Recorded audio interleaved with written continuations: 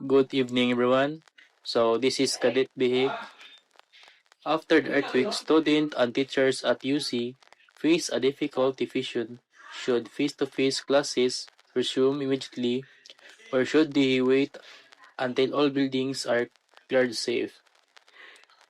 Some argue that continuing classes as soon as possible ensures students graduate on time and support their families' financial hopes against resumption. Others say that no academic goal should come at the cost of even one life. Safety must come first. In time of crisis, what should guide our action? Progress or protection? Does the good of many truly justify the rest to a few?